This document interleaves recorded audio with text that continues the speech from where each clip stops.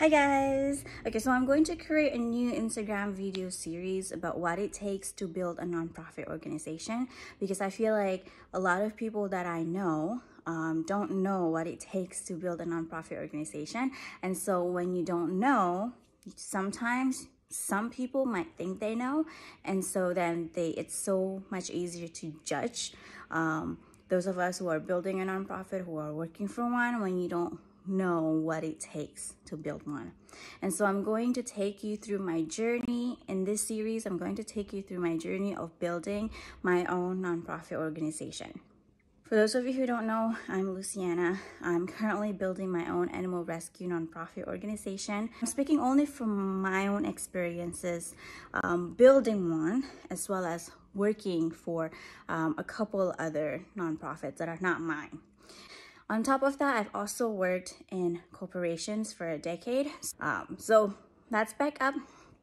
I actually went to school a number of years ago, over 10 years ago. I graduated with my bachelor's and master's in accounting with a concentration in financial analysis.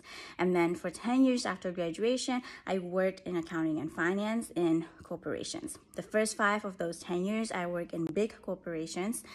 The last 5 years of those 10 years, I worked for startup corporation. It was my experience working in startup companies that taught me to put on multiple hats. Because when you're working for a startup, whether that's for profit or nonprofit, you have to be able to put on multiple hats. Now, what does that mean? That means you have to be able to do things from A to Z.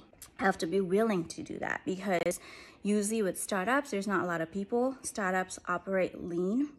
And so you may be a manager and you may be doing something that usually a staff would do, because you don't have enough people, right? You may be an executive and you may be doing some things that a manager would do if you don't have a manager under you. Because like I said, a lot of startups operate lean. There's not a lot of people. It's a very small company. So you have to be willing to do everything from A to Z. No task is beneath you. That's what I learned from having worked in startups for 5 years. Okay, so now how did I get from working in finance and accounting for a decade to building a nonprofit? I realized after 10 years of working there, well, actually after 5 years, I realized that finance and accounting wasn't what I was passionate about, and that there were social justice missions that I was passionate about. But it took me 5 years to work up the courage to finally leave the finance accounting industry that, had given me a comfortable cushion life, to pivot into nonprofits, specifically into nonprofits that work in these social missions that I was passionate about. Then I went into an animal rescue nonprofit called Orangutan Republic Foundation. It's a wildlife animal rescue for orangutans.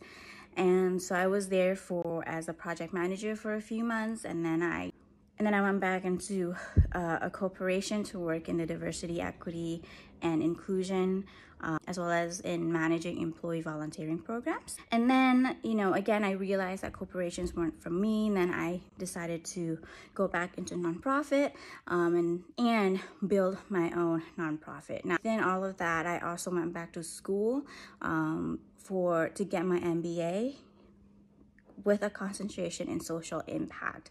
Social impact is basically social justice. It is the mission that I've always been passionate about. And I see animal welfare and animal rights as part of social impact. But after a year, so I went to UCLA Anderson to pursue that MBA degree. But after my first year there, I realized that I didn't need the degree. Sure, I needed to take some of the classes and build a network, but I didn't need the degree. And because I was also working full-time and I decided to build my own animal rescue organization, there was just not a lot of time left. And so I decided to leave the program. So I'm an MBA dropout, basically, because I wanted to focus on building my own nonprofit on top of full-time work at the time. At the time when I left school, when I left the MBA program, I was working for a nonprofit in a mental health space. Now I'm also actually working at a different mental health nonprofit as a project manager. So from this experience, from my background, you can see that I have experience working for several nonprofits and also for a number of corporations and for-profit startups. All the experience that I'm going to talk about in this series come from all of those parts of my background.